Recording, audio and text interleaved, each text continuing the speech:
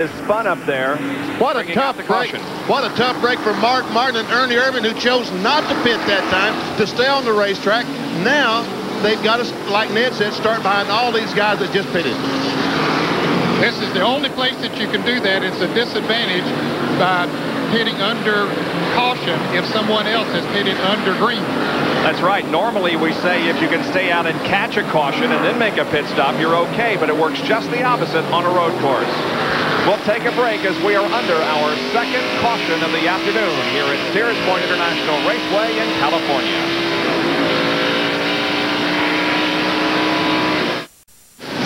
The field passes by under caution. The spun car of number 81 driven by Geoff Davis. That's the reason we're under caution for the second time. Now here's the situation.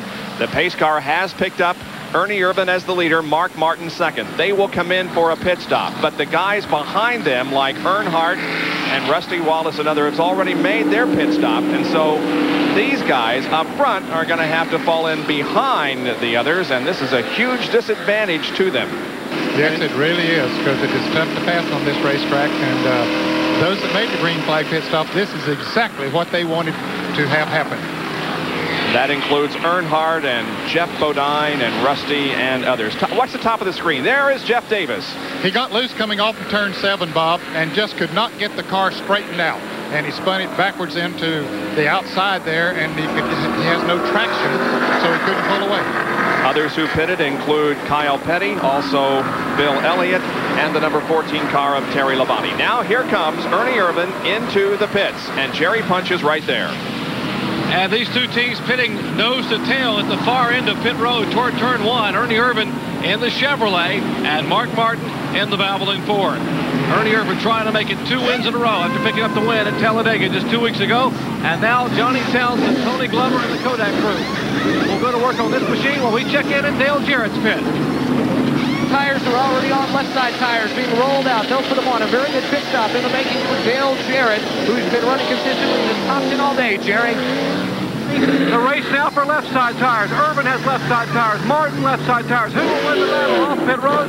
Irvan is off the jack, and now Mark Martin is off the jack as Rusty Wallace has come back down pit road, and now he will follow Ernie Irvan back up toward turn 1. That's a bit of a surprise to me. Why would Rusty come in for a quick pit stop there?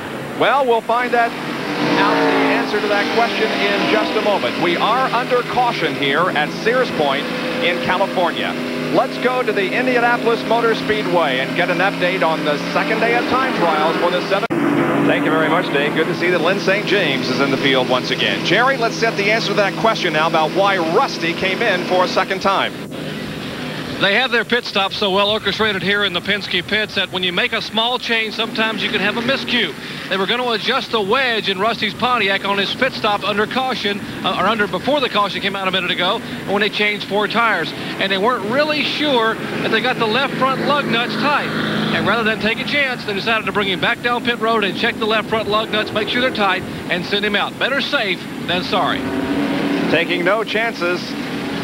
Rusty Wallace still in contention for a win here at Sears Point. We'll be back with more of our live coverage after this. Short tracks, you'll know it wouldn't be there for very long. That's what makes the rear view mirror that much more critical for a Winston Cup driver. And many drivers use the same kind of mirror that you and I use in a passenger car, a single view rear view mirror, which lets you know exactly who's behind you. But what about the inside and the outside? That's important for the 90s. So many teams have gone to the Wink multiple view mirror. This mirror has 3 different images, allowing you to know who's directly behind you, who's passing on the outside, and who's down on the inside. So in Hut Strickland's case, it lets him know when his Big Mac is being attacked. Ooh. Well, you see cars in your rearview mirror. You don't want to see your drive shaft, right, John? You know, Bob, we all the time talk about a broken drive shaft. Earlier in the race, I said that Bobby Hill had broken a drive shaft. What happened? The rear end locked up, engine still turning, transmission still turning. It twisted the drive shaft. So you have a drive shaft. Well, I guess this, at a ballpark, I guess this would be what, a 3-foot-long pretzel or something like that. You have a little mustard, maybe a little salt. But this is what a broken drive shaft looks like. And I think that's pretty amazing. Back to weather forecasting, John. Hey, now. You can't kid me about my weather forecasting, because I have the seal of approval of the NASCAR Pilots Association. All the guys who fly airplanes for the NASCAR drivers told me today that I cannot let you guys give me any more grief about my weather forecasting, because I was dead right down in Talladega. Oh, we'll find a way. You know, Bob, yesterday you were not here for the Southwest Tour race. The fellow broke a drive shaft. He was laid on the racetrack. One of the course workers went over and threw it across the wall and cut our cable camera off. Oh, no. Going back to green here at Sears Point. Look at the rubber on the racetrack.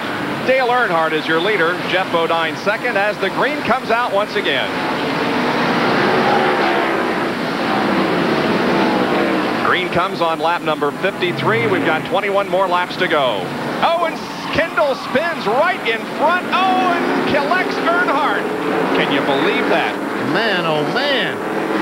And Kendall is sitting there facing all the oncoming traffic, and so far, looks like everyone including with Kitty Wallace. And look at the damage on Earnhardt's car. Oh, the race leader who was looking for his first road course win here today and had almost, you could say, dominated this event, has severe right side damage on the front of the car. Here's what happened as they came up after getting the green. And Kendall goes in the corner, and I think he gets a little bump from Derek Cope.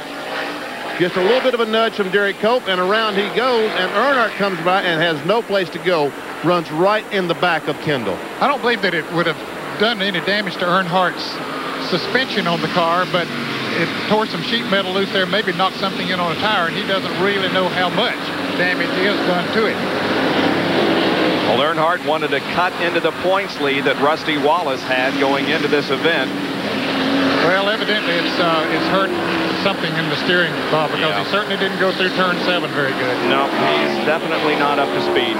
Probably knocked the toe in out. Let's see if he makes a pit stop. Looks like he's really fighting the wheels coming down through the edges, trying to keep control of the car. He will pick up the 5 bonus points for leading the most laps here today. This is the 4th time this year that's happened. So now the lead goes to Geoff Bodine. And we see Mark Martin trying to get underneath Ernie Irvan back there. I don't know if he made it or not, but there goes Bodine, and we can see Martin and Earnhardt still side by side. Martin and Irvan. And it looks like that Irvan was able to get the spot. Yep, he has it as they go up the hill. And Earnhardt's heading toward, he's going down pit road toward his pit as we watch Irvan and Bill Elliott. Well, Bill Elliott is on the lead lap. We haven't talked much about him, but he is up front there as Irvan tries to go to the inside, locks up the brake, trying to make the pass. Cannot. We'll see if he can do it in this corner. They're going. Oh, and 2 cars are off the course. That's Ted Musgrave for 1 and Butch Gilliland. And this could bring out the 3rd caution. If they can't get moving, and I don't think Gilliland's going anyplace. I don't think either one of them are. Well, certainly Gilliland can't go anywhere until... And here's Irvan trying to move around Bill Elliott. Morgan Shepherd, if he can stay in front of Geoff Bodine, will get back in the lead lap. And Mark Martin is right there also with Bill Elliott on the top of Mark Martin's Valvoline Ford. And Earnhardt has left his pit, so if the caution flag does come out now, Earnhardt would be at least be able to go back to the back of the pack and make another pit stop and adjust whatever toe-in problems or whatever damage he may have. It is waving, Benny. The yellow is going to come out. The 3rd overall caution of the afternoon.